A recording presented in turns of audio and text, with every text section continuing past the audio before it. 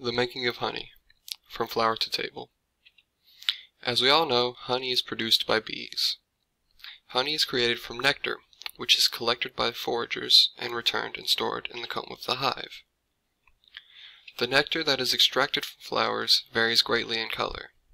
Some nectar will cause honey to be lighter, and others cause it to be a darker, more amber color. Each bee extracts roughly 40 milligrams of nectar using their proboscis. This nectar is then stored in their honey crop and returned to the hive. Because of the high water content of nectar, which is roughly 70% water, the bees reduce this water content by constant regurgitation of the nectar. After this regurgitation process, the nectar is placed into the combs. Due to the regurgitation of the nectar, enzymes enter the honey, making it more nutritious for the colony. The nectar is then broken down into simple sugars over time, and from fanning of the bees, the moisture in the solution evaporates, creating the syrup we all know, honey. This solution is then placed in the comb and capped over for later use. Honey is a very crucial part of keeping a colony alive during the winter. Since food production halts and bees only leave the colony to defecate, they rely on their supply of honey and pollen for both brood and adults. Honey has a lot of nutrients and calories. The sugars provide enough calories so the bees can both heat up or cool down the hive during the winter by fanning and care for the queen. Due to the hygroscopic nature of honey, honey absorbs bacteria. The bacteria undergo plasmolysis, which kills them. This tends to add an antibacterial aspect to the honey, which is another reason why humans seek it out. Between the antibacterial agents and the nutrients, it's no wonder that people have sought out honey as a source of food for thousands of years.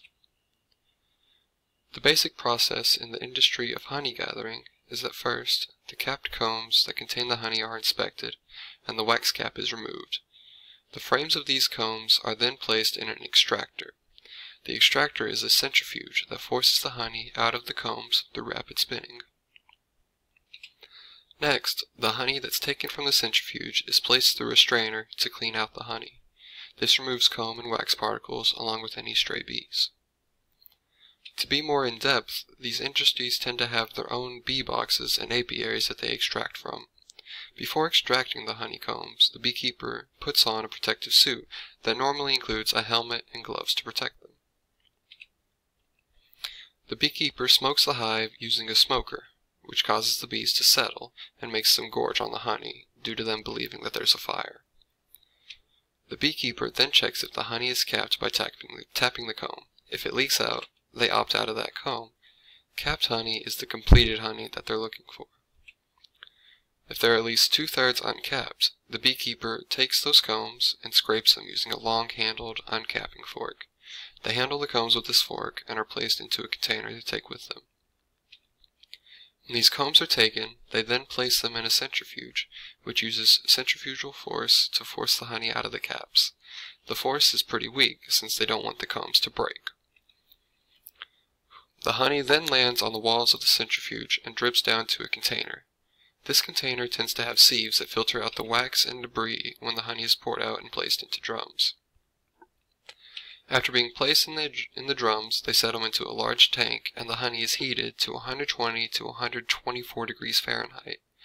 This is done to set out any crystals in the honey. It is kept here for 24 hours. In some commercial distributors, they take the honey and flash heat it to 165 degrees, skim it through filter paper, and then flash cool it to 120 degrees, all over the course of 7 seconds.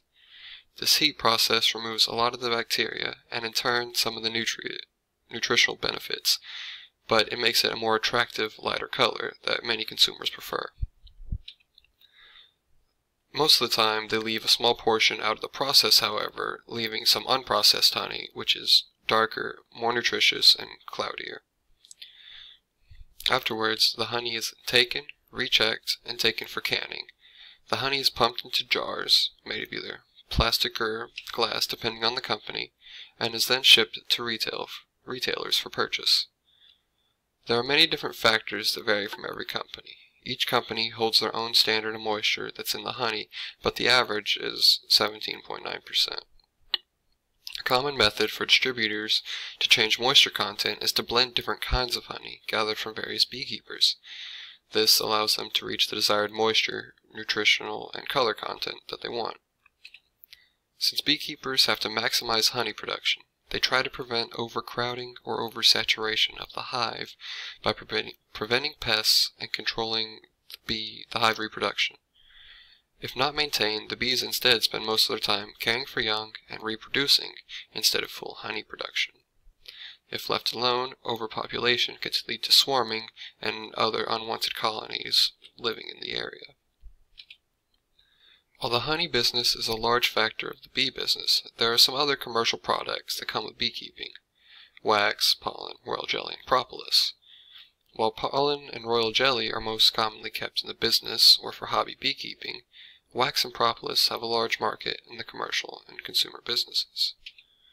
Royal jelly is a creamy liquid secreted by the nurse in order to feed the queen, and the early stages of the queen's growth require large amounts of royal jelly. Royal jelly is very nutrient-rich in sugars, vitamins, minerals, and amino acids, so many consumers use it as a supplement.